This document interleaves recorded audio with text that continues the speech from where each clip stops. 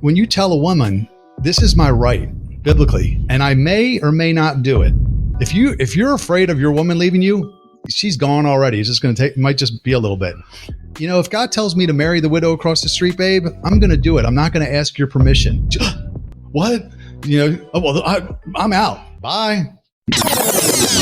I tell you lies and it's just so toxic. You lie, I lie too. Girl, I don't love you.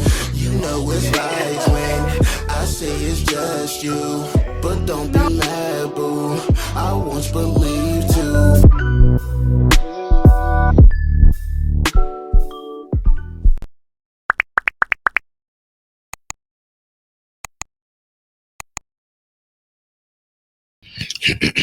First, let me make this clear. It's DNS Soldier. And this is Robby Too Fast, and thank you for tuning into the Two Sides of the Heart podcast. Today, we have a very interesting gentleman. No, for real. I'm very intrigued to let you know that he is born and raised in Baltimore.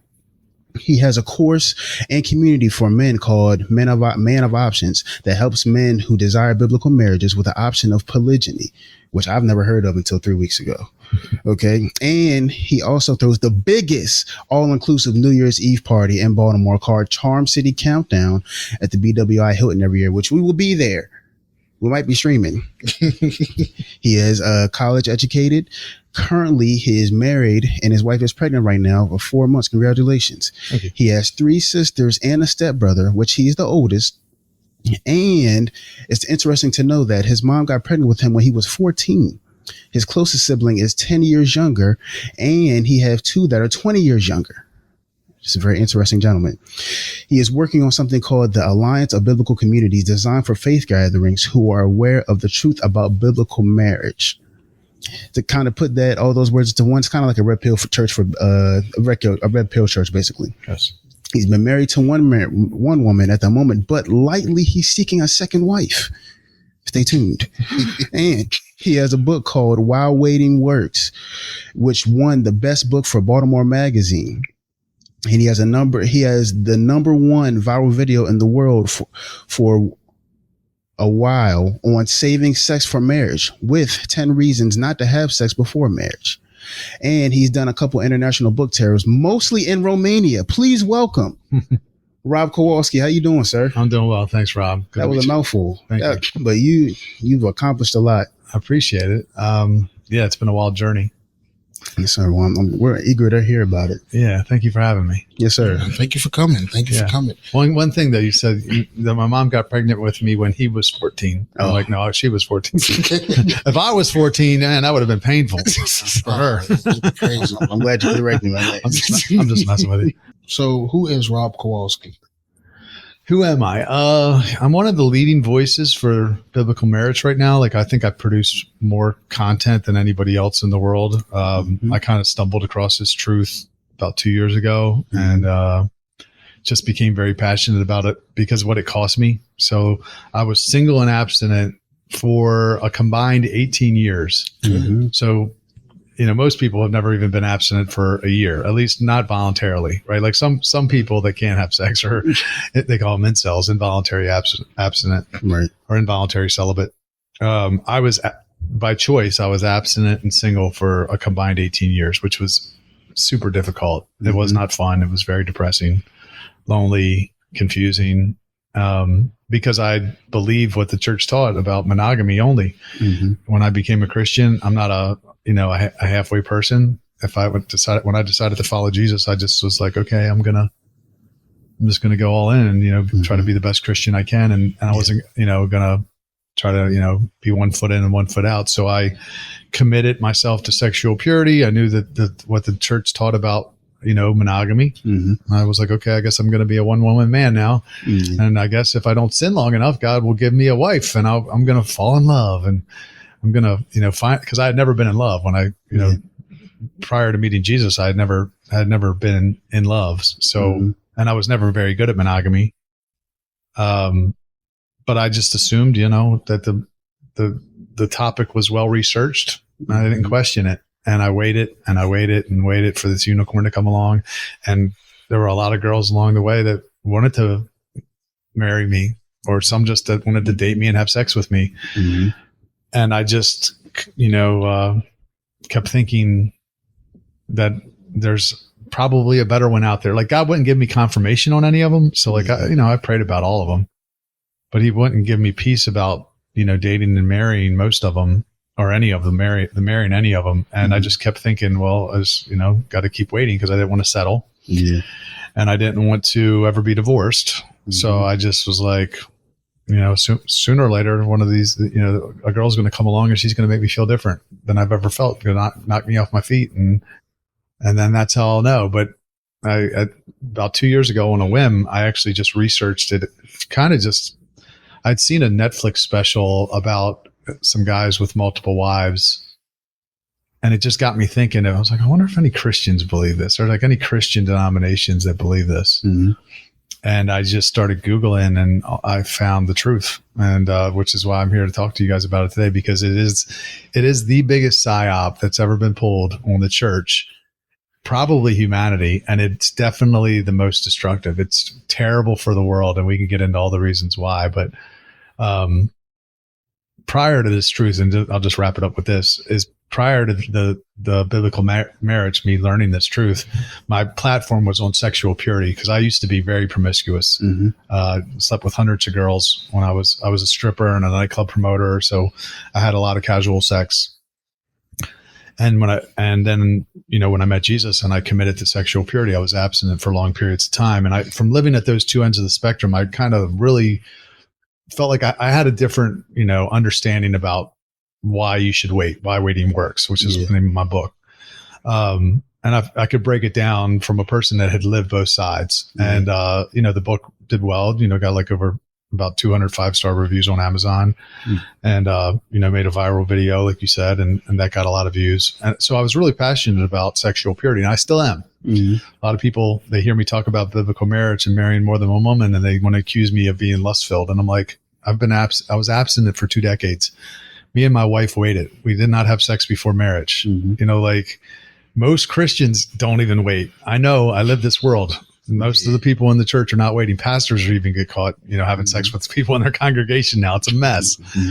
But that is the fruit of monogamy only. And I can explain why. So that's who I am. Prior, I was the poster boy for sexual purity. And now I guess I'm the poster boy for biblical marriage. Okay. This is a lot. It's a lot. It's a lot to process. So I guess to kind of dive into it so that people have an understanding, what is biblical marriage by definition? Yeah, biblical marriage. Okay, so God gave us 3 doors. He gave us celibacy. So you don't have to ever be married. So, that's going to have its own set of challenges, being celibate. I did that. Monogamy is fine. Nothing wrong with monogamy. That's going to have its own sets of challenges unique to it. And then he gave us polygyny, where a man can have multiple wives. Those are the 3 doors that God gave us. The problem is the church boarded up the 3rd door. And what happened is most people just kicked a hole in the wall called sex before marriage, and everybody started going through that. So that's biblical marriage. Nothing wrong with monogamy. People think I bag on monogamy. I don't. Monogamy is great if you choose it. But when you force it on people, that's where the problems come in, because that is completely unbiblical. There's all kinds of verses in the Bible. Exodus 21:10, the law of Moses. It says, if a man takes an additional wife, he must not deny the first: food, clothing, and conjugal rights. That means, hey guys, if you go out and you get a new toy, you still got to make sure you take care of the old toy.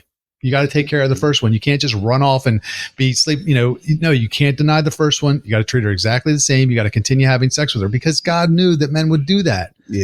But what we say is, no, they can't even have a second toy. So you know what they do? They say, all right, well, I just won't sign up to have any toys, and I'll just run through them.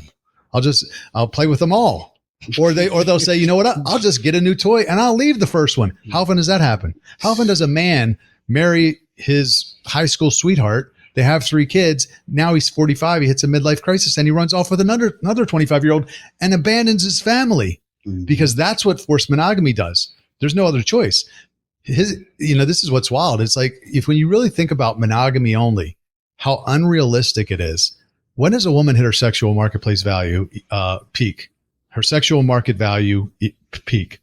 When would you say? When is she worth the most in the sexual marketplace? At what age? Like 2021. Perfect. Late teens, early 20s. When is a man at his sexual marketplace peak?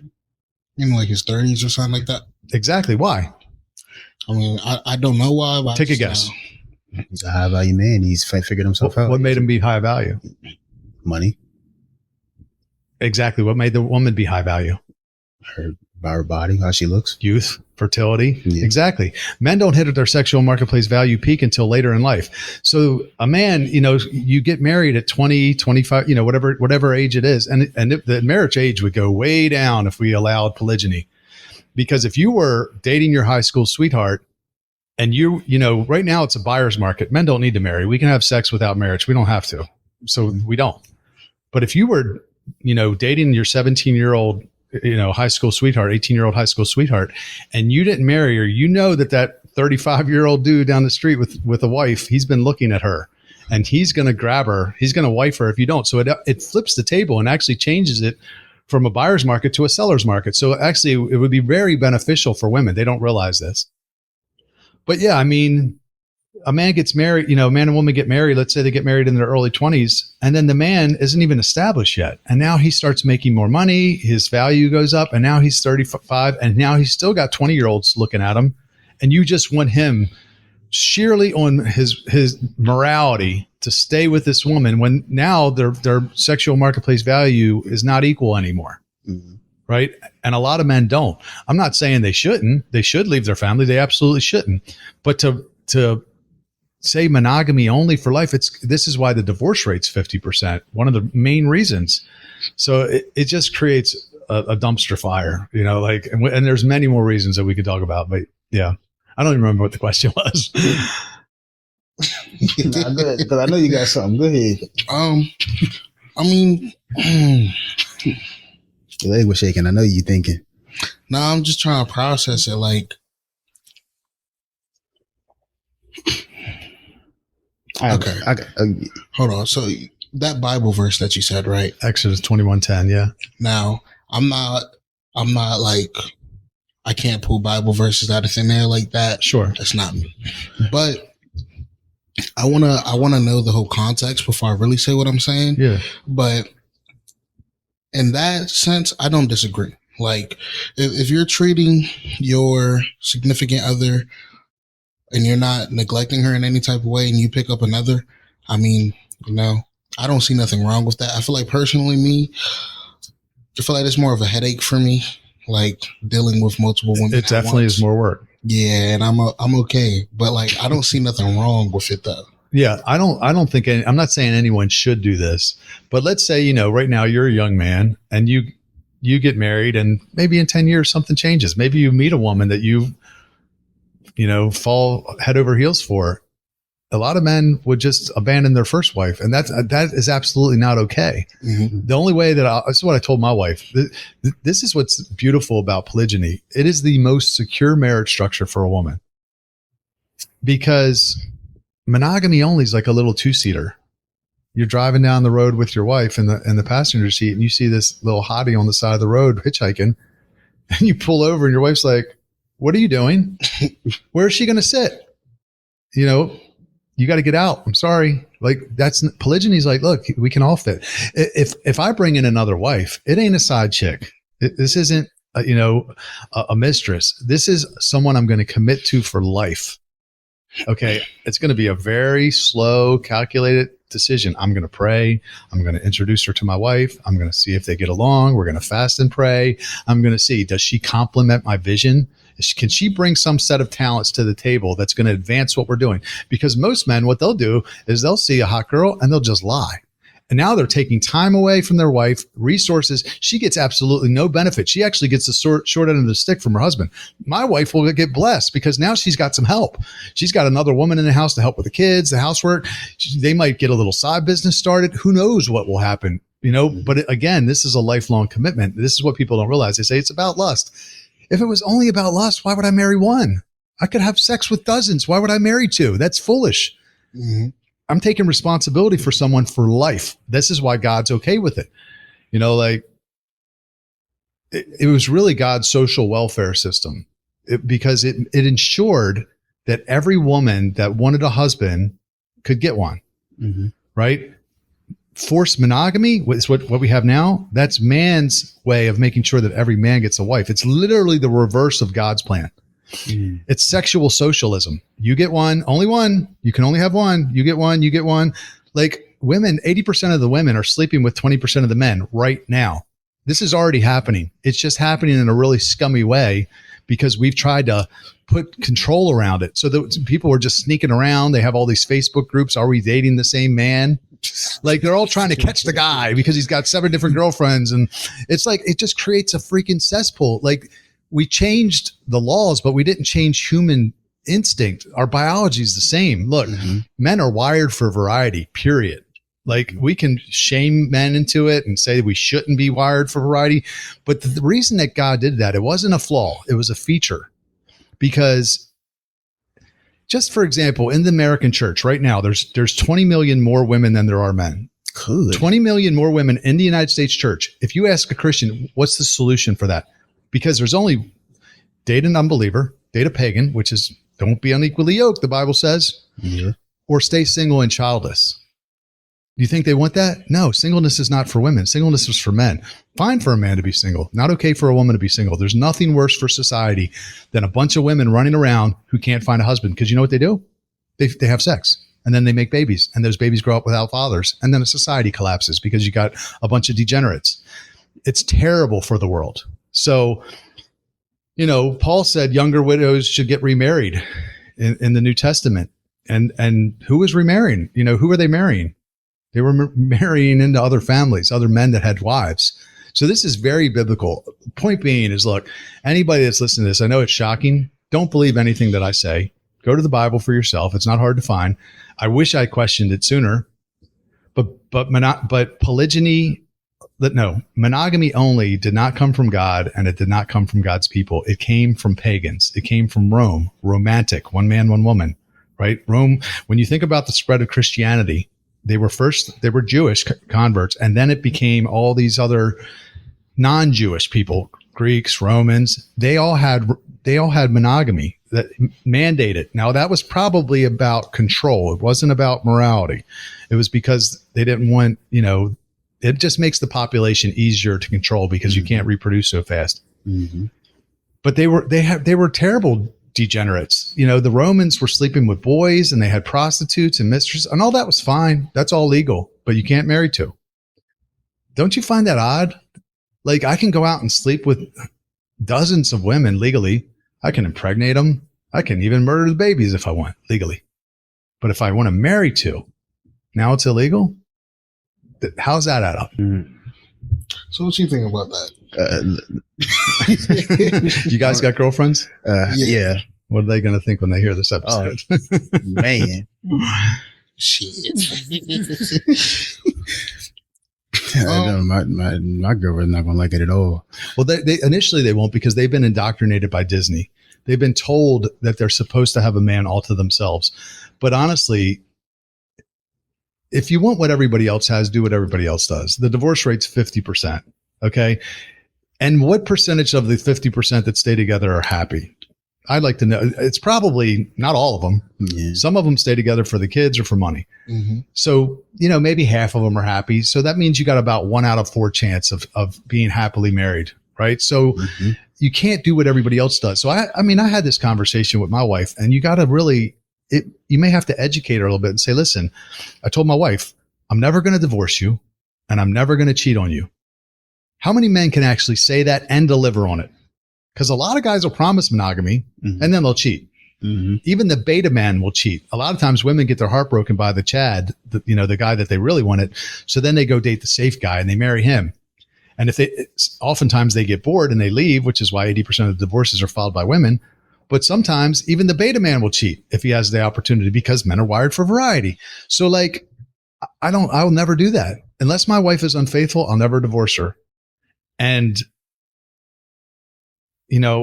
if I do bring in another woman, she's going to be part of that decision. I'm not going to lie. I'm not going to cheat. I don't have to. I used to cheat when I believed in monogamy only, but I won't cheat now. I'll just tell her. And the wildest thing is, this is crazy. On some level, it actually attracts women to you more because women are hypergamous. They want to date up. They want to date a guy that has more social status, more money, whatever, than them. They don't want to date down. Now we'll date down. We don't care. We'll marry the barista at Starbucks. We don't even care. She doesn't, we don't need a woman with a career. Actually, we don't even want a woman that makes more money than us because it emasculates us. But when you tell a woman, this is my right biblically, and I may or may not do it, you don't even have to do it. Just the fact that you put it on the table tells her that you're not afraid of her. No woman wants a man that's afraid of her. If you're afraid of your woman leaving you, she's gone already. It's just going to take, might just be a little bit, because she's hypergamous. So if you tell her, listen, if God tells me to marry the widow across the street, babe, I'm going to do it. I'm not going to ask your permission. Then automatically what? I'm out. Bye. Let her go. There's a guy I had on my podcast, Jane Barrett, black guy, 6 wives, 14 kids, all under the same roof. And every one of them called it off. I didn't sign up for this. I don't want. Okay, bye. The guy has so much frame. He understands frame better than any man I've ever talked to. Mm-hmm. And then 2 days later, I'm sorry. Now they're all best friends, and they're very happy, all under the same roof. Girls like having girls around. They like to chit chat. I don't want to talk, babe. I want to work. Y'all talk, right? Right now, if you look at an American family, and just about all of them, like, both parents have to work in order to pay the bills. That means mom and dad are going to work. Where are the kids going? Daycare and school. You know what they're teaching them at school. Mm-hmm. Well, you got a couple wives. That don't have to happen. Like we can homeschool. We can do all kinds of things. But a woman was created to be a helpmate for a man. If you go back to the beginning, Adam and Eve, Adam didn't get Eve right away. Adam got a job. God said, name the animals, take care of the garden. Eve was created later. But he said, now I create a suitable helper for him. So this is the way it's supposed to work. God gives you a job to do. Maybe this is your mission, guys. Maybe your purpose is to do this podcast and blow it up. Then God gives you a helpmate, a woman, to help you with it. Mm-hmm. Now, if you can get to your mission and your vision better with 3 helpmates instead of 1, I think God's happy with that, because he gave you the mission. He just expects you to do it. So you might be like, you know what? My girl's good at admin, but I really wish I had a girl that knew something about finance. Man, I wish I had another girl that could take care of these kids. And then you do that, because it's like telling a man that has a business, you can only have 1 employee. Like, how big can I grow the business with 1 employee? What if the vision for the business is a lot bigger than 1 person can handle or 2 people can handle? Mm-hmm. God's cool with that, as long as you commit to those women and you provide and protect for them for life. He's fine with it. It's sure as shit better than a bunch of women running around. You're smashing and dashing. I used to do this. That's what monogamy only creates. I guarantee you, none of us even know anybody monogamous. We don't even know anybody. Monogamy means 1 partner, 1 sexual partner for life. What we see is serial monogamy. We hop from person to person. That's absolutely what the Bible said you cannot do. It creates a trail of broken homes. It's a mess. It's a freaking shit show. We see serial monogamy. That's not monogamy. That's what they call soft polygyny. That's not okay. And the Bible's very clear about that, which ironically is what you see even in the church. The church is full of adulterers, people that are divorced and remarried and having sex outside of marriage. It really is. It's bad. I know I'm laying a lot on you. No, it is a lot to process. Speaking facts, though. There are definitely facts in what he said. Yeah, push back, man. If anybody, if you have any, disagreements, just push back. Because I have a question before I move into. I don't know. I don't think I have anything to push back on yet. But my question is: so then, why, if this is something pagan, and I know we do see a lot of pagan things adopted by Christians, mm-hmm. but if this is something that was made up by, why is it adopted so heavily into the church, especially if? Biblically, you can see where it's spoken on. It's great. Yeah, most people haven't even researched it. They're just parroting, like pastors are just saying what someone told them without ever looking into it. I don't think they're intentionally misleading us. But what was the original question? Why was it? Why, if it's pagan, why is it being adopted by the church? So you think about this. When Jesus walked the earth, you can read this in the Bible, half of his ministry was challenging the religious establishment. Mm-hmm. Have you not read?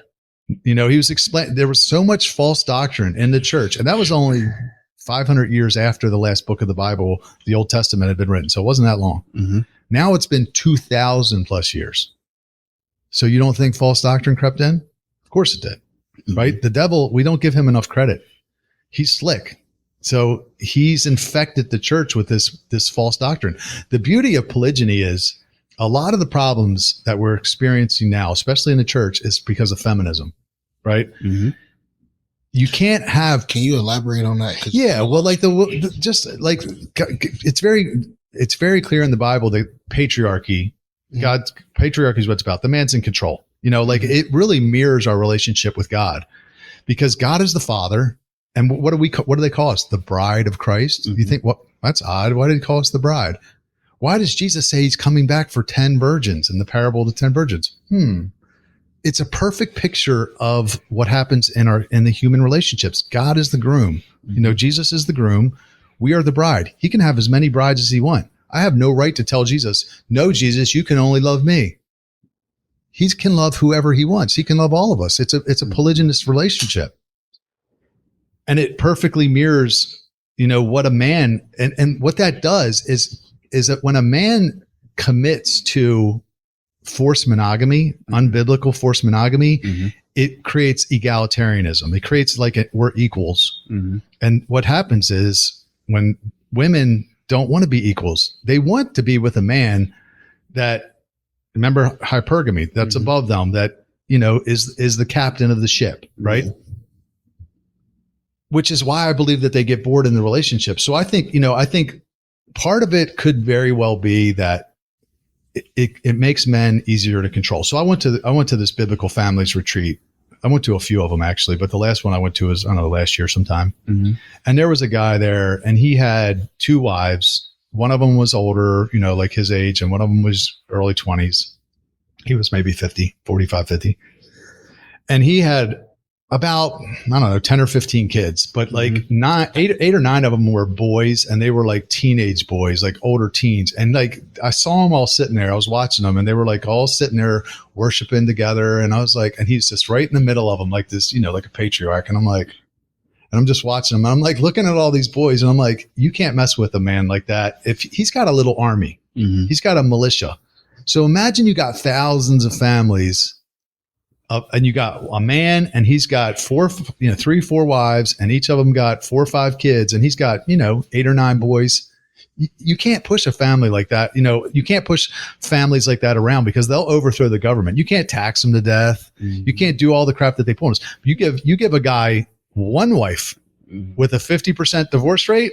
He's got 1.5 kids, and he's been ran through the ringer, by his wife, because the family court laws put all the power in her hands, and she's actually now incentivized to leave him financially. Mm-hmm. He's a mess. He's a shell of himself. He can't fight. Mm-hmm. So it makes this a lot easier to control. So, the Mormons knew this not that long ago, and I don't agree with Mormonism. I don't, believe that's I don't believe in it as a religion, but they did, get this right with biblical marriage. And the government came down on them so hard, that they had to let it go, So I think that there's, some foul things at play. I think that it makes us easier to control. And I think that the devil is just good at what he does, but most of the churches, the pastors are just, they're duped too, mm-hmm. But I have talked to pastors, and I know guys that believe this have sat down with pastors, and they said, you're right, this isn't a sin, but I could never preach it because I'll lose half my congregation, which is crazy because, the Bible says you can't serve God money. So you're literally putting your tithes, your offerings above the truth. Man, I feel sorry for you on Judgment Day, because of the blood of all these people, all these women that are right now, women are freezing their eggs. That's not normal. That's not normal, because they're aging out, because there's no men stepping up to marry them, because there's so few good men that are actually willing and capable of marriage, that you have this massive imbalance. This is what I was trying to get to before, is like, people say, well, if polygyny was the way it's supposed to be, then why is, half the population men and half the population women? I'm like, well, first off, that's not true. There's about 90 to 95 men for every 100 women. So there's already a little bit of an imbalance, mm-hmm. but men die younger. That's well known, right? Men are incarcerated at a much higher rate. We're addicted to drugs at a much higher rate. We're homosexuals at a much higher rate. We're homeless, all these things. And some of them men are just purely selfish. They don't want to take responsibility for another person. You said before, it's a lot of work, right? So even one's a lot of work. And some are, so when you really boil it down, you got maybe 20 or 30% men that are really capable of covering a woman well. Mm-hmm. So you got a massive imbalance. Okay. And God wanted all of his daughters to be covered. He did. He doesn't want all these women that can't find a husband running around and all these kids without fathers, because they do terrible. I mean, there's studies that show it's very clear. I think something like 80% of the people in jail came from the 25% of the fatherless homes. Very clear correlation. So, what was the question? Was it still in the why is it how did it the false doctrine creep in? Yeah. Was that the last question? Yeah. Yeah. So I guess the question I have now, and I think you kind of answered it, is so for the people that are like, well, you saying that this is what God wanted. How do you know that it's not reversed? How do you know that the devil is not putting this into your ear and God is frowning upon it? You got to filter everything through the word, right? Mm-hmm. Most people don't look. They just believe what their pastors told them. Mm-hmm. I did that for way too long. 23 years I did that. But if you look, the law of Moses, like I said, Exodus 21:10, he regulates it. He says, if you're going to do it, this is how you do it. Mm-hmm. God doesn't regulate sin. There's no verse in the Bible that says, if you steal like this. God says, don't steal, right? Mm-hmm. He says, don't do a lot of things, but he never said, don't marry more than one. Now consider this. Many of the men in the Bible that were the closest to God in all of human history had multiple wives. David, Solomon, Moses. Moses wrote the law. People say one flesh, the two will become one. I'm like, Moses wrote that. You telling me he didn't understand what he meant? Like, he wrote the law. So let me ask you this. This is what I'd say to anybody that's a critic. What sin is it? Because what sin is it? They can't even tell you what sin it is. Adultery. No. Adultery is when you sleep with another man's wife. Adultery was always defined by the marital status of the woman, never the man. Why? Why would God make the definition of adultery gender specific? Polygyny. Because all these men that had multiple wives, never was a man ever accused of being an adulterer. Now, mind you, this is what's wild. Adultery was not a light sin. Adultery was a sin that was punishable by death. You got stoned to death if you were caught in adultery. Mm-hmm. So you're telling me that all these guys, some of them spoke with God face to face. He said some of them, God called him a friend, a man after my own heart, David. So you're telling me that they were adulterers and God never said anything to them? Not only did he not punish them, never kill them, he didn't even correct them, never even rebuked them. Mm-hmm. Exodus 22:16. This is probably the verse, one of the verses that prove it most. It says, if a man sleeps with an unbetrothed virgin, he has to marry her, right? It doesn't say if he's not married. It says, if you sleep with that virgin, bro, you got to wife her. Wait. If you sleep with a virgin, you're supposed to wife her? You have to wife her, unless the father, yeah. Now listen, let me ask you this. If that was still the case today, would you think men would sleep with more virgins or less? Less, because you're responsible. Now there's no responsibility. So the woman gets screwed, literally and figuratively. Right? Because the man just bounces. And if the man's married, the pastor would say, well, I guess you got to go to therapy or go to couples counseling or some bullshit. No, you got to marry her, bro, because you took her virginity. She's yours. So it was a protection for women. Now, also, 2 Samuel 12:8.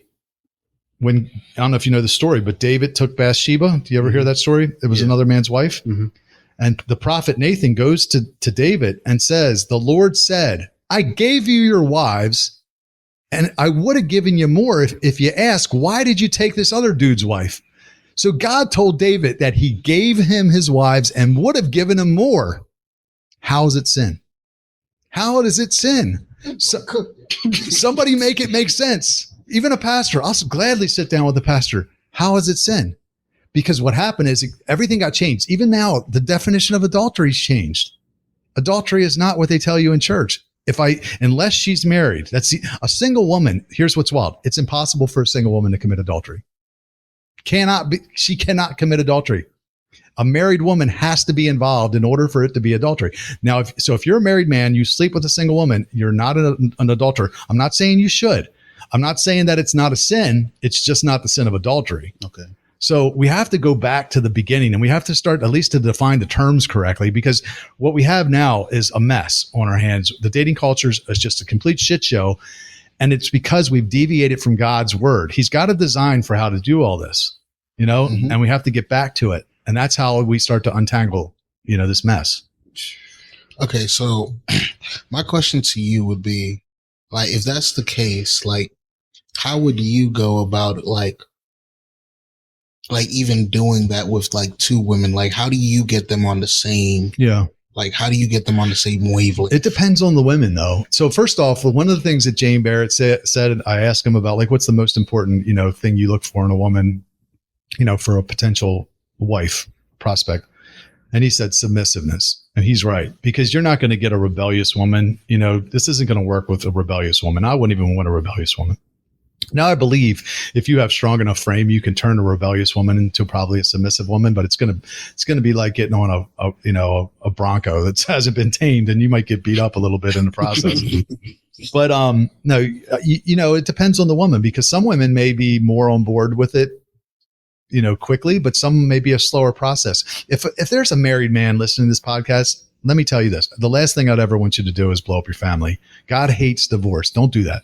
So it has to be done right. This is part of what the program that I have, the Man of Options program, is about, because I knew when I discovered this truth, I'm like, guys are going to run out and they're going to mess up their lives, because they're going to, I can have wives, and they're going to just, whatever. Like, just because you can have more than one doesn't mean you should. More is not necessarily better. Okay. Mm-hmm.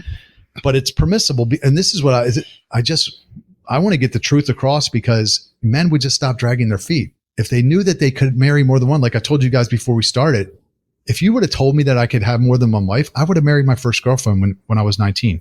I dated her for 5 years, and I just could not get my mind around monogamy. I didn't question any of this back then. I just knew that I had an eye for other women. Mm-hmm. I was always looking over my shoulder. Ooh, she's hot. And I didn't marry her. And I did that with many girls after that. And so what it does for men that have options, this false doctrine, is we just do this constant catch and release, and some men will, wife a girl because, well, she's put up with me, all the cheating and, me being crazy, and now she deserves it. So I'll just, okay. And you just do it. I did that. I got into relationships like that. Fortunately, I never married, but it does happen. But it depends on the woman and what motivates her. So for some women, very few women are going to be enthusiastic about sharing her time and resources with another woman, right? Mm-hmm. They're not going to be like, oh yeah, bring in another. That's competition. Let's do it, right? Most women aren't going to do that. Okay, so you're going to have to figure out what motivates her. But I had this guy on my podcast. He was like KGB. He was an ex NFL player, Green Bay Packer. And he had 2 wives, and his first wife was great, great wife. And he married a second wife. She was a widow. She had 2 kids. Mm-hmm. She was actually, the widow was taking care of his dad, and the kids didn't have a father. And he, it was almost like a pragmatic decision. It was just like, she's adding value to my life. These kids need a father. So he married her. Mm-hmm. And the kids were so happy the day he told them, I'm going to be your daddy. They were all crying. It's a beautiful story. But he said, as good as my first wife was, do you think she became better or worse when I brought in a second? Better. And I was like, really? And he said, yeah. He said, when I was playing in the NFL, if my coaches would have came to me and said, KGB, you got the starting role. Don't even worry about it. Nobody's coming for your position. You're going to start every week. Don't even worry about it. You're our guy. Would I have liked that? I would have loved it. But guess what? Would I have been the best player that I could have been? No. It makes you complacent. The competition pushed him to become his best. Women, this is what I believe. 50% divorce rate, 80% of those divorces are filed by women. That's not right. So what's going on there? Why is 8 out of 10 of the divorces filed by the women, not the men? I believe it's because they don't have any competition anxiety. That's something that they teach in Red Pill. I hate the term because it actually sounds bad. But women need a little drama. Like, they get into a relationship. This is what's wild. Look, before a woman, there's a saying, you guys may not have heard of this, but I have heard it many times. They say the sex stops after you get married. I don't know if you've ever heard that, but a lot of married people say, well, the sex stops after you get married. I was always like, well, for me, it's going to start because I'm waiting. But why does the sex stop after you get married? Because before you get married, she's trying to secure you. She knows you might not choose her. So she's turned on by you. She's not telling you, I got a headache, not tonight. But after she gets married, she loses sexual interest. But with polygyny being on the table, even if you never practice it, now she's got competition anxiety again. And I believe what makes a great relationship is polarity. What makes a great relationship is polarity. If you got a masculine man and a feminine woman, they're going to do well together. They're going to stick. My wife's very feminine. Mm-hmm. But when that's why I said monogamy only creates this egalitarianism. And now we're too much alike because I can't have anybody, but you can't have anybody either. No, polygyny automatically tells the woman, I'm in control. I can, but you cannot. Just like God with us. I can't tell God that he can love anybody but me. He was not going to listen to me, which makes me reverent for him, right? And a woman's supposed to be, I think the Bible said, and I would never have my wife do this, but the Bible says that Sarah called Abraham Lord, right? So there's a lot of parallels. But where was I going with that? Why it makes them want to? Yeah, so I believe that the competition. I just believe that even the possibility of it keeps the relationship healthy because it puts you in your masculine and her in her feminine. I think most men, even if they know about this, even if they discover this is the truth, most men won't have the balls to bring it up because they'd be afraid of her leaving. And again, going back to what I said, no woman wants to be with a man that's afraid of losing her because it automatically tells her that she is your best option. And no woman wants to be with a man that she thinks, because she wants to be with her best option. If she thinks that she's your best option, that's not good. So this is what polygyny, it does because it automatically shows you that you're not afraid, and it creates that much needed polarity in the relationship. Even if you never practice it, you don't even have to practice it. It just puts everything in the right order. God, man, woman, children. Imagine if your child came to you and said, Dad, I don't want you to have any other kids with me. And you go, okay, son, you're the boss. Or sure, okay, well, I don't want you to be mad at me. The kid would lose respect for you. You're the parent. So what you say to your wife, I may take another. I don't know. It's my right. That's between me and God, babe. I'll talk to you about it. If I do, you'll be part of it. I'll bring you in and you can advise. Your wife should be your number one advisor, but she doesn't get veto power. She doesn't get to say yes or no. Ultimately, that's between you and God. Soldier. I feel like, man. I feel like I'm listening and I agree with a lot of things you're saying. Or I should say a lot of things you're saying make sense on like the ways you're relating it to or the analogies you're using. I'm like, okay, that actually makes sense. Or I've seen that in real time. So it's like, okay, that's cool. But I don't know though. I'm a very fair person. So that doing the things that like, I can do this, but you can't. I've always had a problem with sure. But I wouldn't knock another man for being like that though. Like I'm listening to you and I'm like, you know what? I get it. No, for real, that's shit. Oh man. Well, I get where you're coming from because honestly, when I first discovered this, it kind of like I was talking to this girl, the girl I was talking to before I got married to my current wife, and it kind of broke my heart a little bit. Like I think I might even like it felt like I was going to cry, and if I didn't cry, because it was almost like telling her that she wasn't enough, right? Like, and I was like, and I get it because we've been indoctrinated too, just like the women have. So we almost feel guilty for wanting variety, right? When it is a God-given feature. This is because we've been shamed and like, you should not want more than one. But like, again, it goes back to the imbalance. If if it was always one and done, every man was happy with one, how would he get the imbalance solved? He wouldn't, right? Our procreation, reproduction would come like crawl to a halt because women can only have one baby a year. How many babies can we have a year? a lot if we have enough women, right? So God said, be fruitful and multiply. Why do you think a man can make babies until we're dead, basically, and a woman basically stops, early 40s? What's that about? Because under monogamy only, that wouldn't make sense. And God set that whole system up. Why did God give a woman the ability to only make one baby a year, and we can make millions if we had enough women, right? God set that up, the system. It doesn't make sense under monogamy only. So but back to your question, no, I get what you're saying, but it really comes down to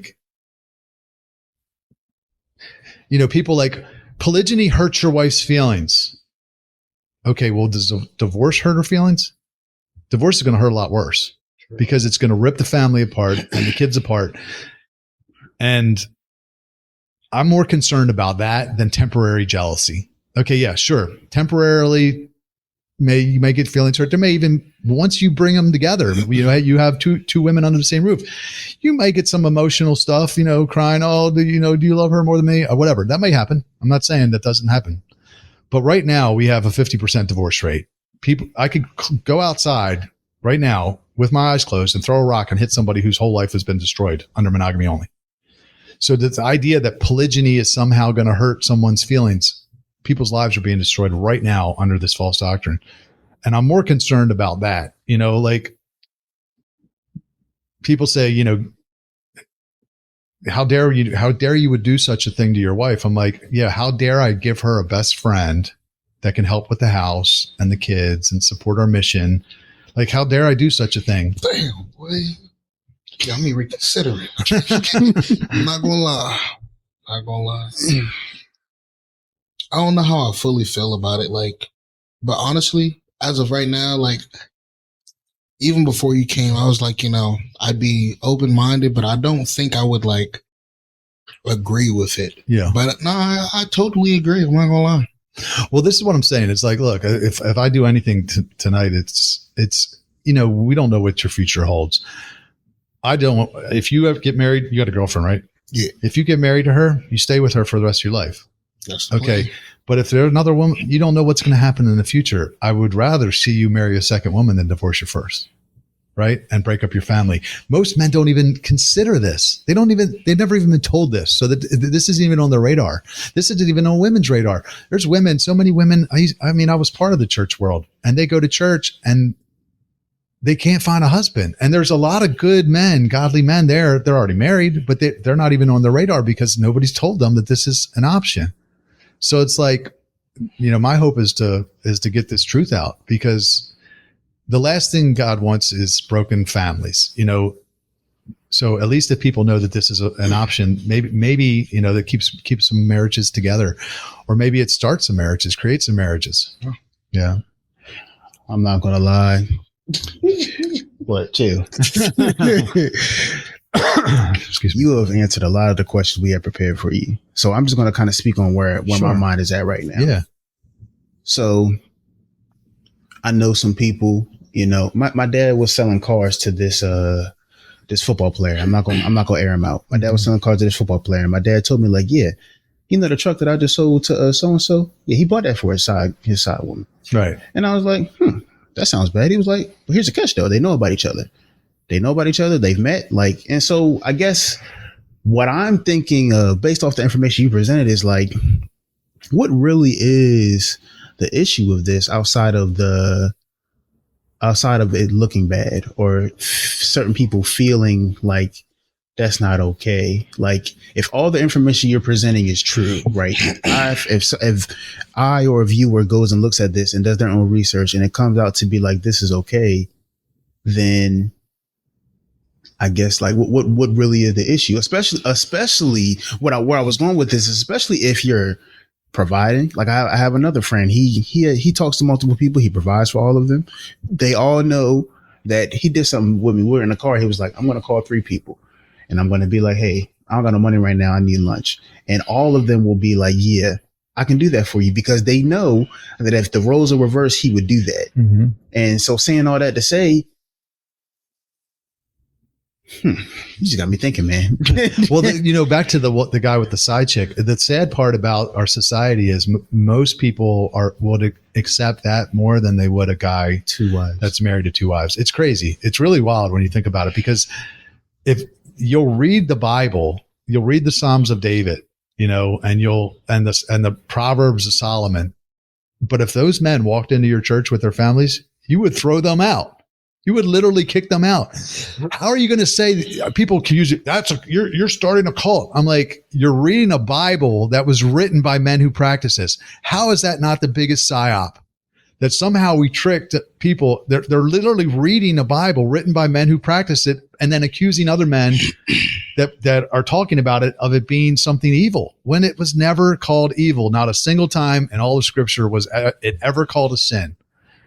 That's wild. But you're right. I mean, I don't know if you think that's true or not, but it really is sad, because it's better to be, a fornicator or, a cheater even than someone practicing biblical marriage. I mean, I know a lot of people and they're not welcome in any churches. I got excommunicated from my church just for talking about it. Mm-hmm. So like that's crazy, but again, we got to think about this as we're living in, this is the devil's world, right? Mm-hmm. He's the prince of the power of the air, the Bible says. So this is his, domain.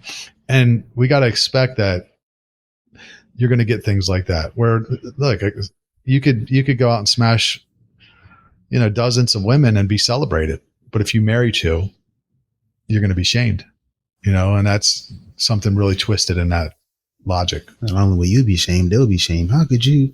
Yeah, you don't know your worth. I can't believe you tolerate that. I see girls saying that. I'm like, have you ever opened your legs for a man who wasn't your husband? Because that to me, it shows a lot of less self-worth. You open your legs for some dude that has no responsibility for you, and you let him freaking spill his DNA up inside of you. Ugh. And you're going to talk about a woman that became a second wife. Here's what's beautiful about polygyny too, is if a woman enters into a marriage as a second wife, that man's already got a freaking track record. You can look and see, wow, he treats his first wife pretty good. He's got a resume. You marry a man for the first time, you don't know what you're going to get. And if you married a man who's divorced, he's already got a broken track record. He's already failed at it. And I think the divorce rates are much higher for the second marriages. So like with polygyny, it's actually a really safe option for women, because they can actually look and see what kind of husband they're going to get. He's already got the fruit on the tree. Mm-hmm. So it again, women they've never heard this before. So automatically, of course, they're going to push back. But really, the benefit is for them. It's not for the men. I'll tell you what's for men: fornication, because you have no responsibility. There's no work involved, right? So yeah, I mean, if it really is about sex, you just want to have sex with more than one woman, then don't marry. And don't marry. Don't even marry one. Just have sex outside of marriage. But if you want to build a legacy, polygyny was nation building. People say, oh, it's chaos. All the marriages in the Bible were chaotic. Well, first off, Adam and Eve destroyed the world under monogamy. So do you blame monogamy for that? One of their sons murdered the other. Was that monogamy's fault? Come on. We can't blame the marriage structure for every problem that somebody had.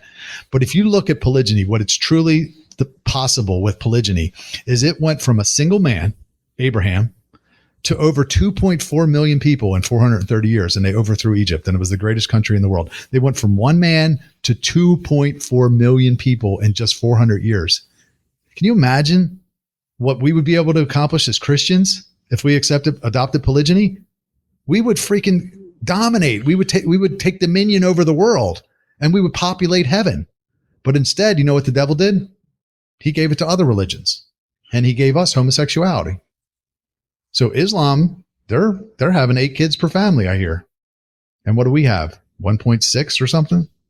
So, but why wouldn't, if the devil's real, why wouldn't he do that? So got to get back to the roots, man. Yeah, boy. Nah, like I've never really thought of it in this way. So it's like, it is a lot to take in.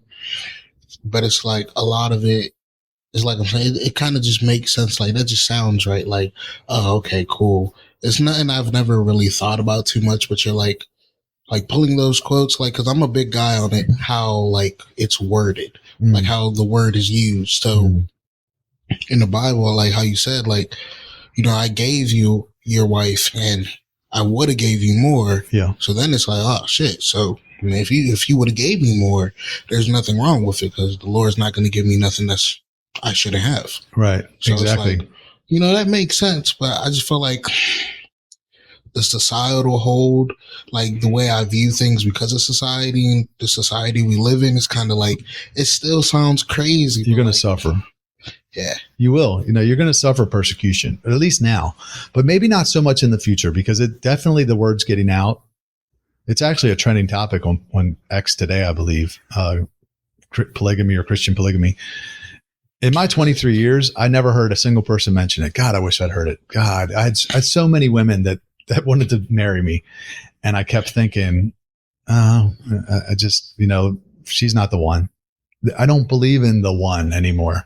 Look, my wife's amazing. I love her to death. But knowing that this was an option took so much fear out of the decision, and people, I know that may sound terrible. So you were afraid. Well, a lot of men must be because the average age for men to marry is like in their 30s. Mm-hmm. So what are they doing in their 20s? They ain't waiting. They're still out there having sex. You know what they're doing? They're sowing their oats, right? Because we think we need to have our fun and find a woman that checks all the boxes. So like, here's a story I'll share with you that I thought was interesting. There was one of these retreats I went to, there was a guy that got up with his wife and they had been married for something like 30 years and, very quiet, like humble guy. And him and his wife seemed to be very in love. And he started telling this story and you could tell he was very emotional. Like, was kind of torn about it, but the wife had a friend and she had 8 kids. The friend did. 6 of them were small kids and her husband died. So they kind of took her in and the man actually started to like fall in love with her. He still loved his first wife very much, but he was like, he wanted to bring her in. And I said, how could that not be the heart of God? God is a God of the widow and the orphan. That's what he says. What are the chances that this woman with 8 kids is going to find a godly man out there in this mess if he doesn't marry her and a father for those kids? I'd say it's very close to 0. Mm-hmm. Right? How can that not be the heart of God? It has to be. Like God wants women to be covered. I'm not talking about sleeping around. That's not what this is. People confuse that. They confuse, oh, you just want more sex. I'm like, so that's all a woman is good for?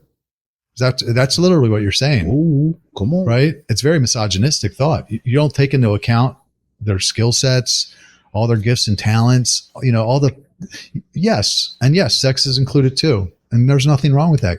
God invented sex. He doesn't have a problem with it. But if it's not just about sex, if it's just about sex, then you're a fool. But, when people say that, I say, well, you're confusing biblical marriage with fornication. One of them was practiced by the men who wrote the Bible, and the other one is practiced by the majority of people in church today. Hey. It really is. Like singles in the church are not waiting. They're getting it in. Yeah.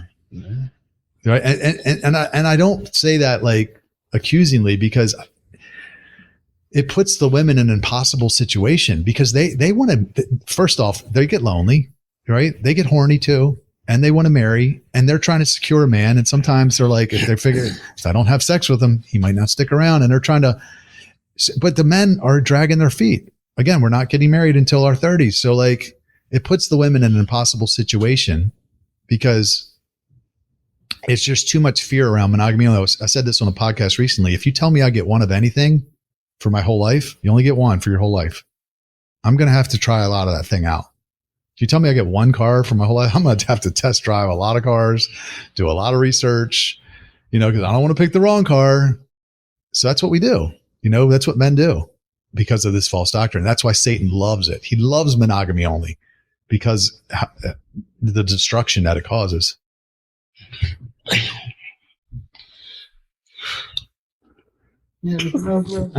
I'm sorry. I just bombed you guys. Sometimes I talk a lot. I'm very passionate about the subject.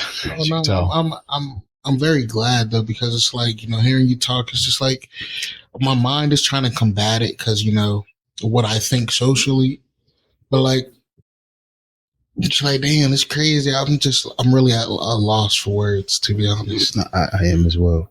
I think my mind is very much like, as I'm sitting here listening, I'm like, this makes sense, but then my mind keeps going back like, no. And then I keep thinking like, what? My girlfriend gonna hate this episode. my mom going. But actually, that's the thing, though. But it's the women, right? It's the women that, and that's is real. Yeah. A lot of the women are running the churches too. The pastors are, just trying to appease the ladies. Happy wife, happy life. I hate this. Right. But for 2 weeks, when I discovered this, for about 2 weeks, I remember I would wake up with anxiety thinking everyone's going to hate you. What are you thinking? And I just, I kept praying about it, and I just knew God was telling me that this was the truth, and I had to, talk about it. But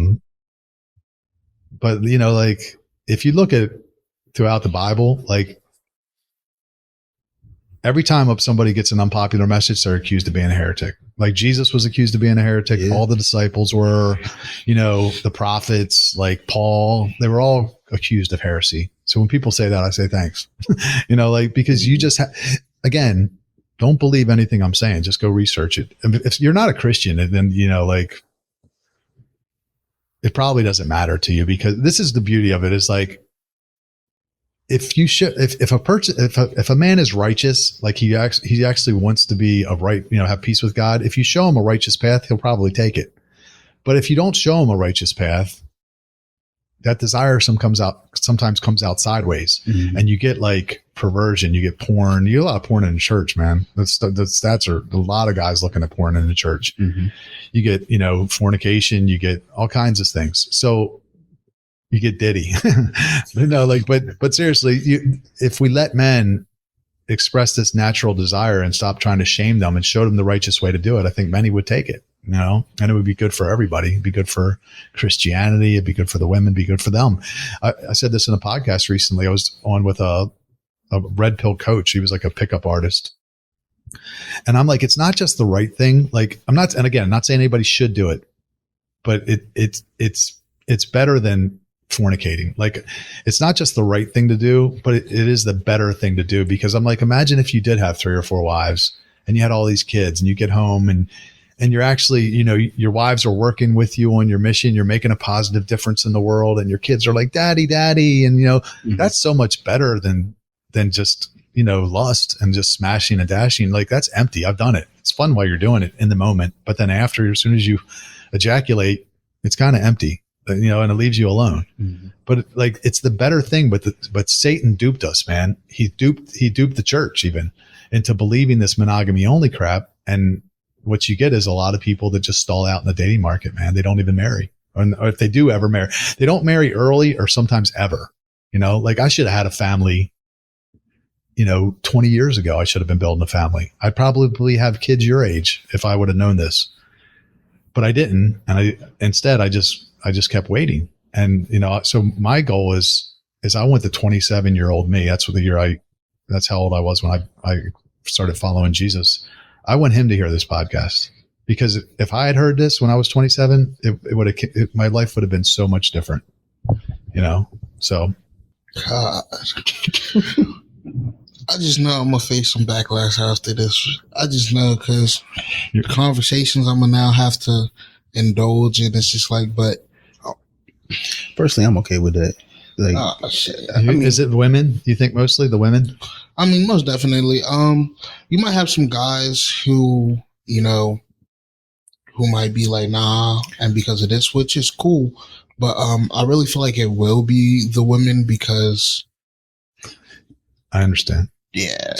Well, it subjugates them on some level, right? It does. It does. It puts them underneath the man. And if you go, why does that bother them so much? Because I've never seen more hatred come out from people about this topic. Brings it out more than any other topic I've ever seen. Like, it literally, like vitriol, just almost like a spiritual, like demonic, it just comes out. But it goes back to the curse. If you look at Genesis 3:16, when the fall of mankind, God pronounced the curse, and he said to the woman, your desire will be for your husband, but he will rule over you. So women have a desire put on us by God to rule over their husbands, but he's supposed to rule over you. Oftentimes, though, now the man actually lets the women rule over them, right? Because sometimes it's just easier, or maybe you're scared if she'll leave or whatever. And that's why we got such a high divorce rate, because they don't really want to rule. They don't. They'll try. They always try. No, they don't. It's like, because it's part of the curse. But they don't really want it. And if you let them, they'll hate you for it, actually. Mm-hmm. They'll actually lose sexual. You show me a man that's in a sexless marriage, and I'll show you a man that has weak frame. He let her drive 100% of the time. But if I've never had that issue. All my women that I've ever been with, they always want to have sex with me more than I want to have sex with them. They just have a healthier appetite, because I don't ever let them. I'm the captain, and I'll let them know that. It sounds misogynistic on some level, but like, the most powerful negotiating position is always the ability to walk away. Not that I would ever walk away from my wife, but she knows, when we were dating, there came to be a point where I said, listen, I love you and I'll marry you, but don't think I won't let you go. Like, we're either going to get married or we're going to stop. She was flying over from another country, but, no, I completely understand why women, it bothers them so much. But I would say to any women that gave you crap is like, okay, let's just go back to the word. I understand you don't like it. Show me in the word where it's wrong. Because if they can't show you in the word, and I know all the verses that they'll pull out, they're going to try, the deacon must be the husband of only one wife, or, each man should have his own wife and each wife her own husband. I know all the verses, and the explanations are very easy to find out. You have to peel one layer back in order to find it. But never is it called sin. Not once. The best they have is something like that. Deacon must be the husband of one wife. I'm like, wait a second. I'm not a deacon. Right? Like, I'm not a bishop. It says some verses say, or some interpretations say bishops, translations. I'm not a bishop. Why are you saying every man? Well, if it's for bishops, then it must be for all the church. No, let's not add to the word of God. Don't do that. That's a serious sin. It says bishops. But why is it only? Well, why is it bishops? Yeah, like, why would it only be bishops or the deacons? Like, well, first off, he was writing to the church in Greece, right? And Greece was a monogamy only culture, and they wanted the church to spread. They wanted to be accepted. So it could have been, we don't want our church leaders to be polygynous because the Greeks aren't going to accept it. Could have been that.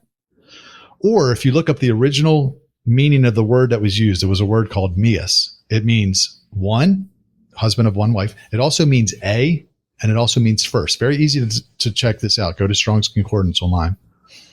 So when you read it from that perspective, deacons must be the husband of a wife, or deacons must be the husband of first wife, means not divorced. Because a person that's been divorced, that's discarding women, he doesn't make a good church leader. And if you read the rest of it, that's what it sounds like. It's like he didn't mean. Oh, say that again. Hold on. Yeah, it says deacons or bishops must be the husband of one wife. So everybody thinks that meant monogamy. Mm-hmm. But the word that he used, it means one, a, or first. Any of those things it's used in the Bible. So deacons must be the husband of first wife, meant a man that's not divorced. So there's a lot of things, but this is what Paul was a Torah follower, right? He followed the Old Testament law.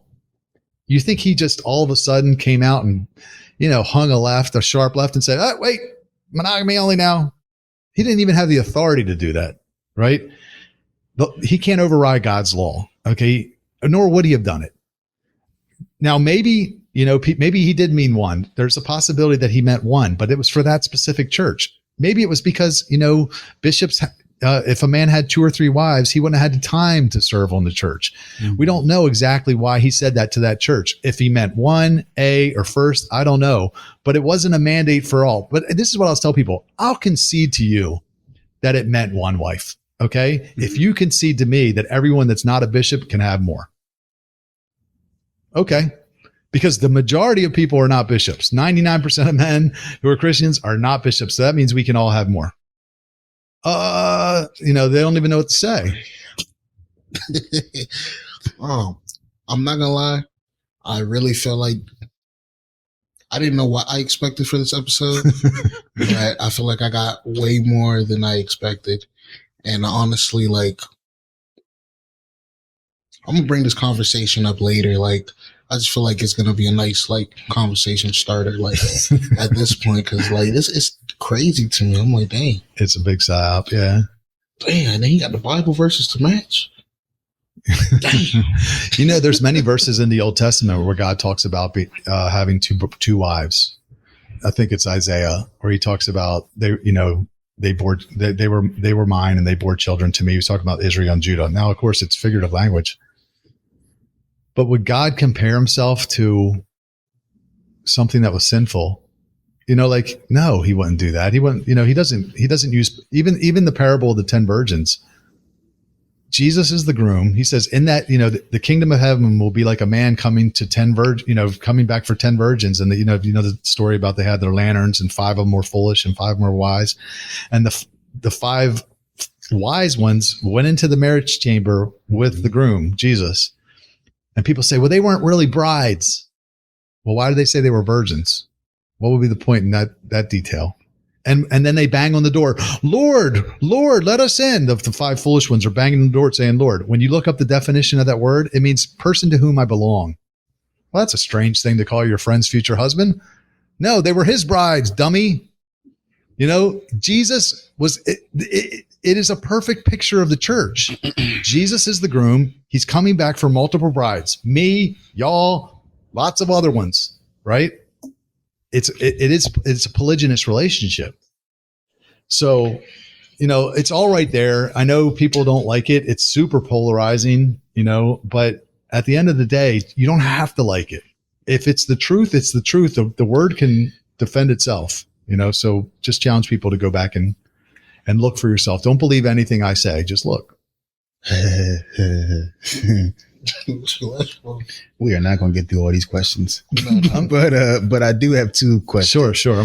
I'm sorry. You can cut me off too. I'll just no. Please keep talking. The first question I have is you keep saying polygyny. You've said that probably 1,000 times. What's the difference between polygyny and polygamy? Yeah. And I didn't know the term polygyny up until a couple of years ago. So polygamy is like an umbrella term. Okay. Right. There's a lot of things can be under polygamy. So polygyny is specifically a man having multiple wives. Okay. If a woman has multiple husbands, that's called polyandry. Both of them are considered polygamy, but polygyny is one thing. Polyandry is another. Okay. And polygyny is the only thing that God blessed, you know, That's the only thing that he approves of. Everything else would be considered sin. And I know women are like, that's not fair. Well, sorry, take it up with God. I didn't make the rules. So what are some of the things that are under the polygamy umbrella that kind of differentiate the two? Polygyny, polyandry. I guess poly is more like a free-for-all. That would be considered polygamy too, I guess. I don't know if there's anything else. I think it probably just that. Yeah. I guess another question that we didn't get to is what makes you so comfortable being in this society with these ideologies? Yeah, I've already been. I mean, I'm a lightning rod. I've been told, you know, like even before I discovered this truth, my pastor told me I'm a lightning rod. Like I draw. I don't even know what he meant by that. What does a lightning rod mean? Like you draw like not negative attention of some sort. Yeah. Anyway, I don't mind taking polarizing stances because I feel like I'm pretty confident in who I am as a person and some of the things I've been able to accomplish. But for this, it's more just like, I would die for this. Honestly, if I would literally lose everything and die for this because of what it's doing to the world, the people not knowing how much pain it's causing people. I grew up a block from the projects in Brooklyn. My mom got pregnant with me at 14. My dad wasn't around. She didn't get married to a good guy until I was like 14 or 15 years old. But she had this friend, and they lived in the projects, and she had 3 kids by 3 different men, and only one of them actually did okay, but the other 2 got locked up. One of them's dead now. He just died in Jessup. I don't know if he got murdered in jail, but the kid never had a chance, man. Never had a chance. Never had a dad around. Problems. He was peed to bed and went to St. Vincent's, burned the house down one time. Like he just was a mess because he didn't have a male role model around, man. He didn't have a dad. And like, how many men won't step up to that role because of this bullshit called monogamy only, or they abandon their families? You know, even in the black community, there's a lot of men that they don't buy into it. They'll just dip, man. They'll just take off, and they're like, because they have a desire for variety. But if you show them, man, you can express that desire in a good way, in a healthy way, like this. But they've never even been told it. So that's for me. I'll die if I have to, trying to get this word out, because it would be the greatest thing to happen for humanity. Like, better than any invention if people knew about this and this actually became decriminalized and normalized. Not saying anybody should do it, but it should be an option, because men would finally step up and get married, at least the men that women want. The men that women want, those are the men with options, naturally, because women want them. Yeah. Those are the men that aren't marrying. I hung out with these guys. I know.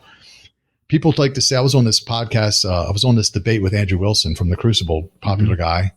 And he was like, women aren't marrying now because they've been sold feminism and they're told to pursue careers and wait till later in life. And I'm like, okay, that may be partially true. Yeah. But the reason that women aren't marrying is because the dudes that they want to marry, that they're having sex with in their early 20s, aren't asking, because they have all the options. I hung out with these guys.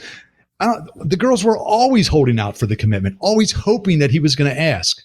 And he wasn't asking because he had too many options.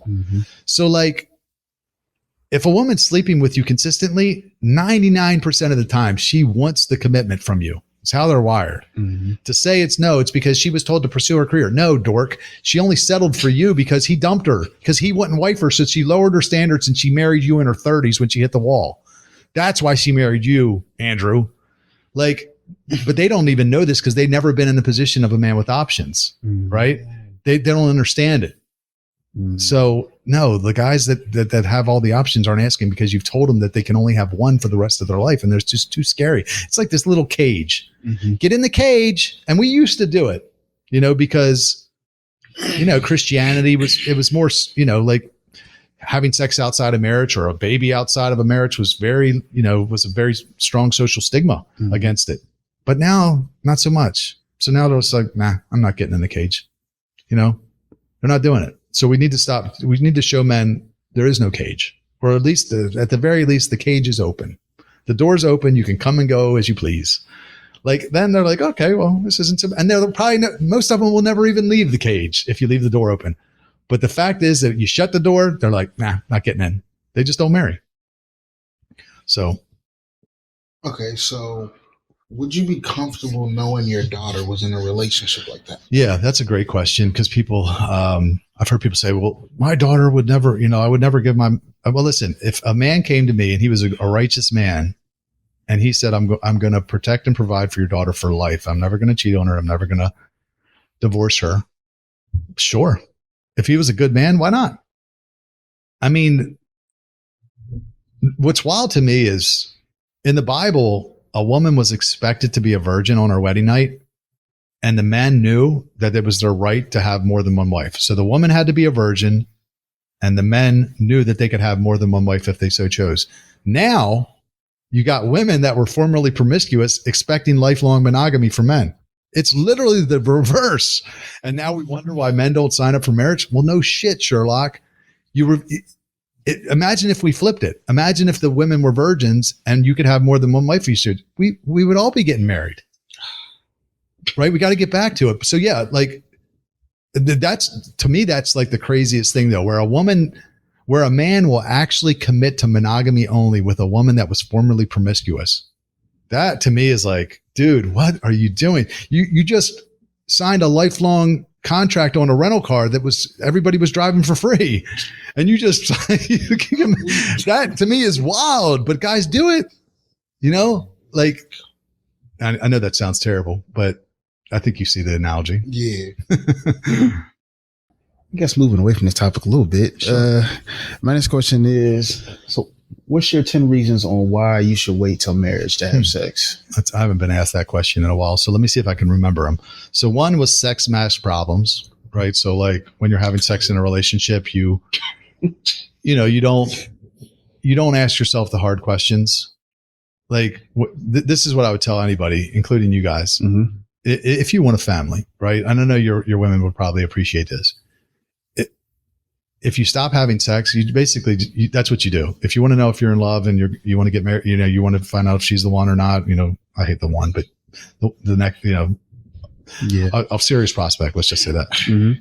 Stop having sex, because the way your body's wired, you want to have sex again. So does she.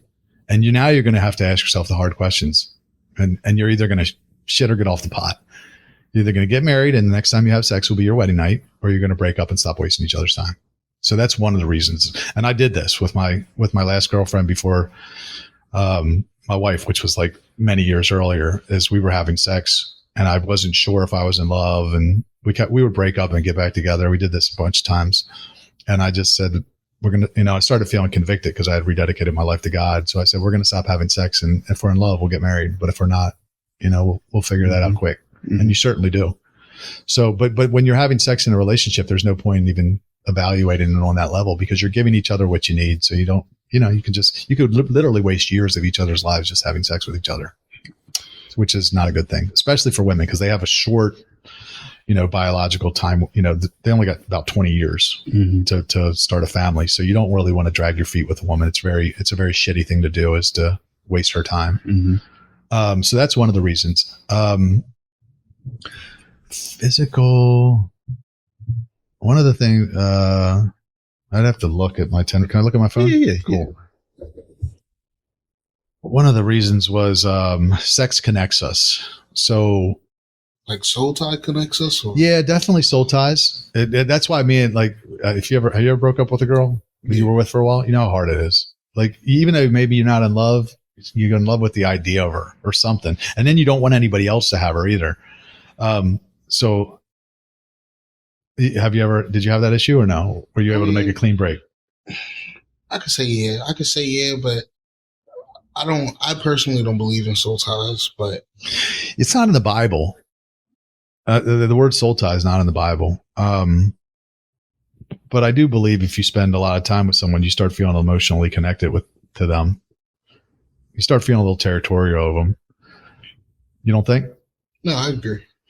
Okay, so one was marriage enables you to evaluate your real feelings. That was one of the things we just talked about. Mm-hmm. So sex connects us. That actually, there's biology with that, because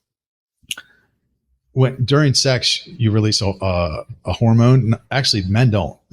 I had what she goes by the love biologist. She actually studied people's brains. Mm-hmm. But women release a hormone called oxytocin, and it's literally what makes them attached to you. This is why men can hit it and quit it a lot easier than a woman. Mm-hmm. Woman, once you plant the flag, she'll put up with a lot of crap after that, because she's already attached to you, which actually puts her at a massive disadvantage, because she's already giving you the control and she doesn't know what your intentions are. Mm-hmm. You could be out running around, sleeping with girls, and she'll just be like, she could find a freaking bloody knife in your closet and be like, oh, he must have went hunting. Like it also, like, they miss the red flags, but it connects them to you. Now, men release oxytocin when we commit. Which, as you think about God, his way of doing things, he says, wait till your wedding night to have sex, right? A woman gives her body, a man gives his last name, and then you bond, you cleave together and become one flesh, right? But what happens is, if a woman has sex too early and she cleaves to that man, now you didn't cleave, and now you're not as attached or emotionally invested as she is. And if you do commit, sometimes it's just out of obligation.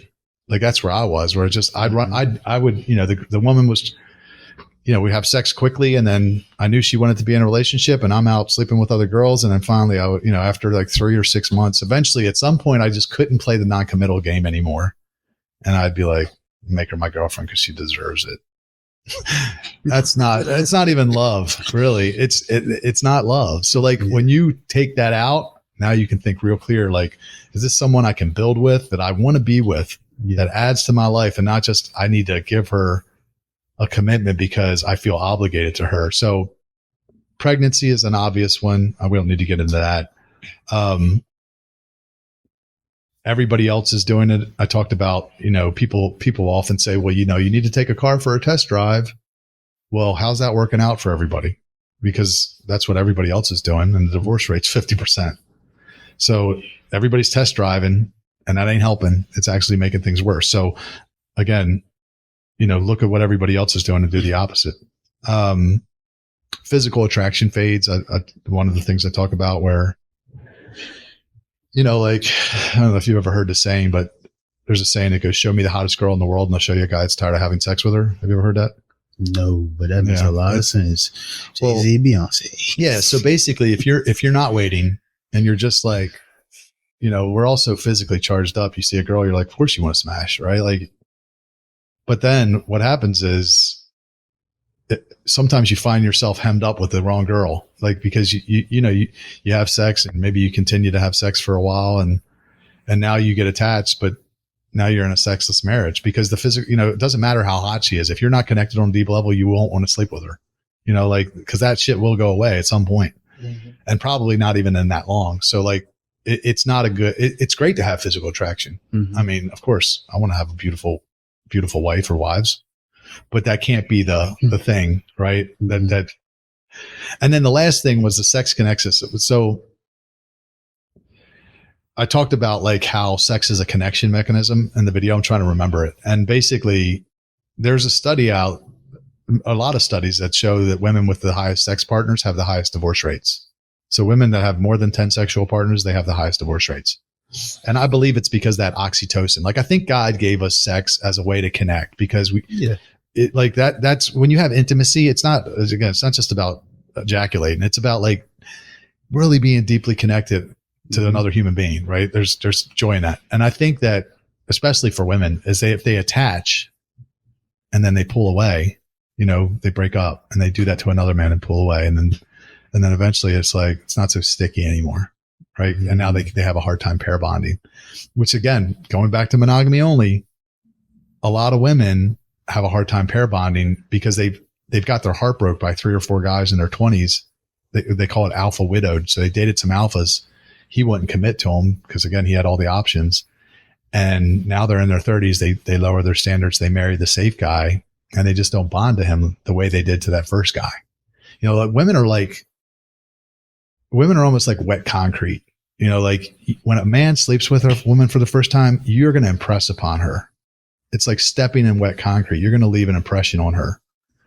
And that's a good thing because that's the way God, you ever see the movie Avatar? Yeah. Well, the blue. Yeah. Yeah.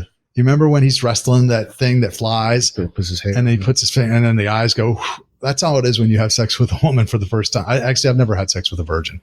But if you give a woman an orgasm, she's like, she kind of like attaches to you. And that's the way God did. He designed that for a reason. They get this flood of oxytocin and they attach. And that's great because it protects the family unit, right? Because now you're going to weather all the storms of life and the kids aren't going to be left with, a split parents, divorced parents. So, but again, when we treat sex like recreation, it just jams up the whole thing. So it really does make sense to wait. And I think waiting would be a lot more likely for men if they knew they could marry more than one. They would. It would be a lot more likely that they would actually save sex for marriage because it's again, most people don't even know anybody, even in church, that are waiting. It's such a high standard. It's almost an impossible standard to say, one, you're going to wait till you get married to have sex and you're only going to marry one for the rest of your life. Good luck. You don't even know anybody that's done it. It's like running a freaking 3-minute mile. I don't even know anyone that ever did it. Now there's a few people that have done it, but not many nowadays, maybe like 150 years ago or something, but nobody's really doing it because it's such a high standard. And that's why Satan loves it because people don't even try anymore. As far as that, I personally agree. And I actually told my girlfriend that last year. I said, I think we should wait until we get married to continue having sex. I'm not doing that. Yeah. No, that's what I want you to say something about. I want you to say something about that, but I'm going to go ahead and I'll let you go ahead. But I told her that. And for all the reasons you said, but because I was just like, well, I'm considering marrying you. Yeah. So let me see, do I really want to? Like, do I really want to? Like, yeah. Or is it just good? It's one of the most important decisions you'll ever make. It really is. It's one of the biggest decisions outside of following Jesus. I think it might be the most important. It's one of the best business decisions. You pick the right wife. It's one of the worst business decisions if you pick the wrong woman because it can wreck your life, man. It's so expensive, kids and all, dude. So yeah, of course you want to have a clear head when you make that decision. So do you think it's possible to choose the right woman while having sex with her before marriage? I mean, Yeah, it's possible. Sure. You might get lucky and beat the odds. But if you really want a clear head, you just stop. Just stop having sex. I mean, look, nobody's saying you have to wait for years. You could get married in 3 months from now if you want to. But I would want to have a clear head making that decision. How much time do you have to wait for it to be a clear head to make that decision? It depends on you. I mean, I used to say, so me and my wife married within 8 months of meeting in person. So we talked for 2 months. She was in the Netherlands. And then she came here on New Year's Eve 2 years ago. We got married in August of that year.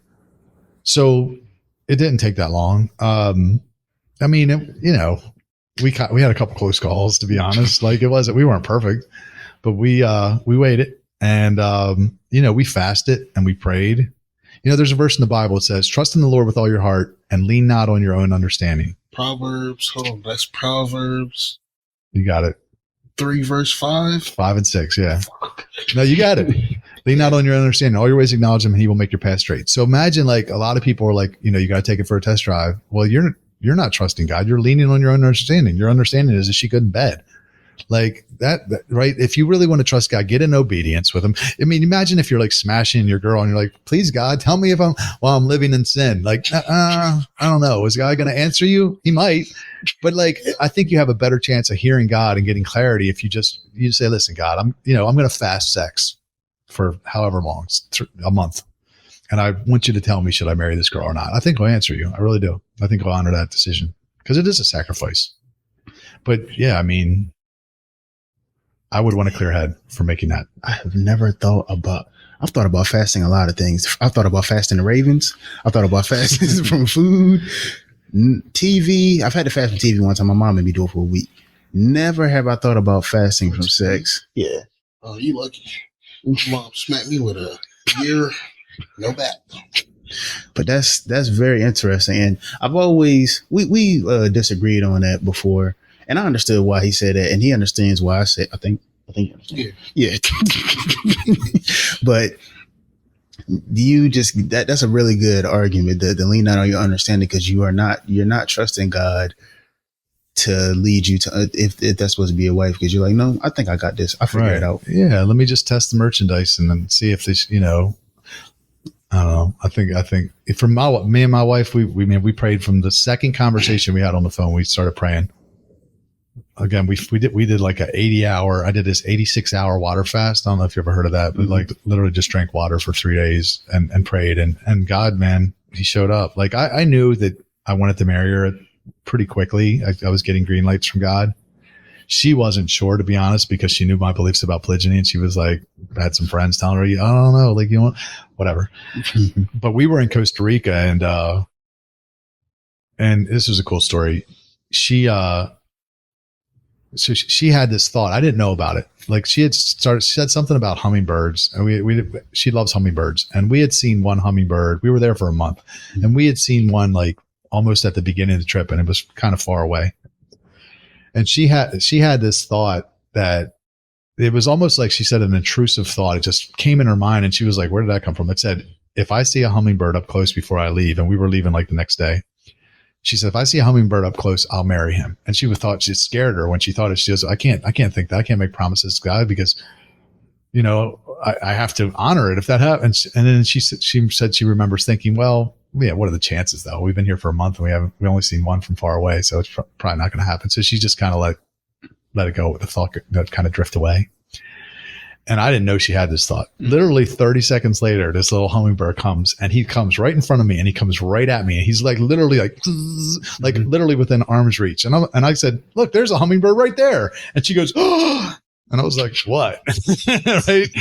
And it was God, man. It was God showed up and he gave her the sign that she needed to marry me. It was cool, man, because that little hummingbird had no idea what was going on. Right. And he was part of God's story, so like God will direct you, man. But I think the fact that you are asking him is what he wants. He wants, he wants you to honor him. And this whole life is about delayed gratification, man. All of it. It's all about delayed gratification. Everything that comes good in life, you got to work for initially. You got to study if you want good grades. You got to work out and eat healthy if you want to look good. You got to, you know what I mean? Everything's delayed gratification. So if you delay that sex in order to have a successful marriage, I think you're doing the right thing. I agree. It's just hard, especially if you. Yeah. A guy on one of our previous episodes, he said how a relationship starts usually how it ends. So you start the relationship with sex, Yeah. and then you get into it, and then But I guess that's where God being the foundation of a relationship will not have you start a relationship like that, so you have a better chance of succeeding, especially if you're going into marriage. Yeah. Preach. Well, they say that in my book I wrote about this. The average couple only has sex 0.45% of the time. So 99.55% of your time, you're not having sex. So that's, I know it seems like a very small amount, right? Mm-hmm. But which, I mean, maybe you'll be twice the average. Who knows? Maybe you'll be 91%. Mm-hmm. But the point is you're going to be with that person a lot of times outside the bed, and you better get along. You better like each other and have similar interests and all that, and that's really what you want. Some dating coaches say go on like a long drive, like a hours drive, and see if you guys can even do that. Cause that's, COVID revealed a lot when people, being locked in the house with people that they found out that they didn't even really like, Wow. Well, I guess you can tell us about your book, tell us a little bit more about your book and where can people find it? Yeah. Why Waiting Works is on Amazon. You can just go there. I got it on Audible too. But the new book I'm working on is called Man of Options, Escaping the Monogamy Only Lie. I'm really excited about that one. So that's going to be hopefully early next year. It'll be coming out. It just talks about, me believing this lie and what it did to my life. And a lot of the stuff I talked to you guys about, like church history, where monogamy only came from, the Bible, scriptural, support that I mentioned. And so I'm pretty excited about that. I'm probably more excited about that than I am my first book. So you can order a pre-sale copy if you go to my website, robbkowalski.com. You can go there. And if anybody wants to start a free trial, like if this is like resonating with anybody, what I'm talking about, you can go to manofoptions.com and you can start a free 7-day trial in my course and community. It's really important for you to be around other guys that believe this and know this, because this world that we live in is not built for men who have this belief. So like you need community and you need help navigating it, because you're going to have all kinds of shit come up. How do you talk to family? How do do you get married? What do my vows say? Like all the questions, we answer all that in the program. So, you can go to Man of Options and learn more about that if they are interested. Finish this sentence. Love is, I guess, sacrifice is what I would say. Yeah, that's what I would say. Love is sacrifice. It's not necessarily a feeling. Like even when I told you my wife, telling her I'll never divorce you and I'll never cheat on you, that's just a decision. Like she would have to be unfaithful to me in order for me to leave. It doesn't matter how I feel, which I love her. So it's easy, it's easy for me to want to stay with her and take care of her. But, if she was to get cancer or get hit by a car, I'm always going to be my wife. Like this is what I told people used to say. I think it might've been it wasn't in the 10 Reasons video, but it was like, we were talked about taking it for a test drive, and you say, well, what happens if that person is good in bed and you get married and then they get paralyzed or something, they get cancer, they can't have sex anymore. Do you leave? Because if you do, you're a shitbag. If you leave her because she can't have sex, like why even get married? Doesn't right? The whole for better or for worse, like rich or poor, right? Like, don't even get married. Don't make a vow because you don't plan on keeping it. You're marrying her for the sex.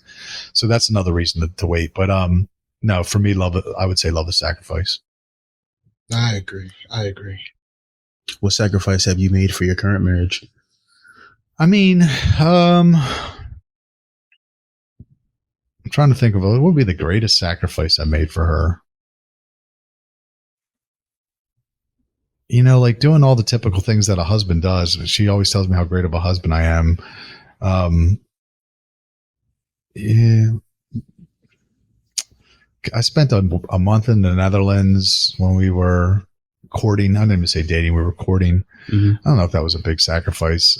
I mean, I like my routine, so it's nice. I like to be home so I can work, I can be productive. And then we recently spent a month in Aruba because she's not a citizen yet. I mean, that was a sacrifice. So she couldn't get in the country recently because she was on this certain kind of visa and she couldn't get in. So I actually packed up our camper with like 2 months worth of food and everything. And I drove it up to Canada, and I was supposed to pick her up at the airport, and I couldn't get through the border because I have some stuff on my record from like 30 years ago. So it's really weird. I've never been denied entering into a country. So that was, things like that. That was a sacrifice. I'm having to make some sacrifices with her not being a citizen, but at the same time, is it really a sacrifice because I want to be with her, and she's carrying my child too. Yeah. But no, I mean, I don't know that. I think we both are really enjoy what the other person brings to the table. Yeah. So it's not really like a sacrifice for us to give the other, anything, because it's a very, I guess it probably could be considered a pretty equal exchange. Yeah. I think when you love someone, those things don't even really feel like sacrifices. Like, yeah, I think I definitely have like a lot more time. I had a lot more me time, obviously, when you're by yourself. Like, I had a lot more time to talk to him. I had a lot more time to work out and stuff. So now I have to craft. So now usually if I'm on the phone with him, she's probably on the phone too. Or if I'm working out, she's probably on the phone too. But it's like, it doesn't really feel like a true sacrifice because like you said, like I made a choice to be with her. So I understood what came with that. Right. It's even like almost like having a child. Not that women are like a child, but if you have a child, you don't think about, hey, if this kid doesn't walk by the time he's, 1, can I bring him back to the hospital? Like, like you just love that kid unconditionally. Right. So I think there's something there. It's like, it doesn't feel like a sacrifice, to a parent to take care of a child. Like if you love your wife and she loves you, it's probably a lot like that.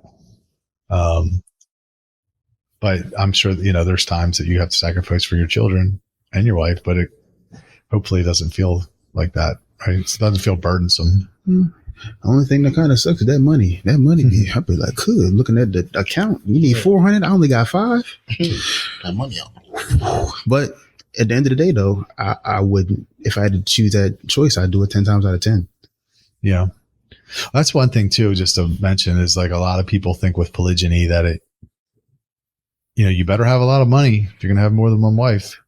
And I always push back on that because if you've ever read Proverbs 31, you ever read Proverbs chapter 31? That sounds so familiar. Talks about like a wife of noble character. Yeah. You know that verse? Proverbs a lot of women are like, I'm a Proverbs 31 woman. Yeah. Okay, well, good. Because you read that verse, that chapter, and that woman was a hustler. She was out. She was up early, making food for her family. She was out trading, material to the merchant, the ships. She had side hustle. She was making money. Like, so you're telling me that woman wouldn't be a net positive on my house? If I could have 3 women like that, I could change the world. Right. So I always push back on that because that's a very popular myth, is, you need a lot of money. No, like nowhere in the Bible does it say a woman should be a net negative on the house. Like, only if you marry a whore would that be a problem. I don't plan on marrying a whore. So. Robby Kowalski. Robby Kowalski. That's crazy. Thank you for coming on, man. This is woo. I think this is probably the craziest interview. Or at least I'll say not even crazy because it's not that it's the most crazy. Interesting. It's very intriguing. Most definitely. It's like, what the fuck? I know it left you guys speechless. You're gonna be like, no, for real. Yeah, because I thought I was gonna have questions to push back, but like I don't have anything right now. Your girl's gonna be mad. She can be like, "Why didn't you ask him this?" No. I'm gonna have. We're gonna have to bring you back. I'm gonna have you have to come back. Yeah, we're gonna have a list of questions. We got a list of questions for Mary. I just want to know the answer to this, and this. Sure, I'll be happy to. You guys aren't far, so we can do it again. Well, thank you for tuning into the Two Sides of the Heart podcast. Would you like to shout out your social medias or give a shout out to anybody in your life?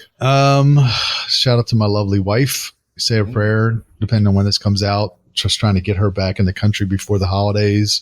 Charm City Countdown, as you mentioned, charmcitycountdown.com. If anybody's looking for a really good way to spend the New Year's, it really is the party of the year. And then, my website, robbykowalski.com or manofoptions.com. And we're going to be there. So if you want to party with Too Fast a Soldier and Robby Kowalski, come to the Charm City Countdown. I might even find my second wife there.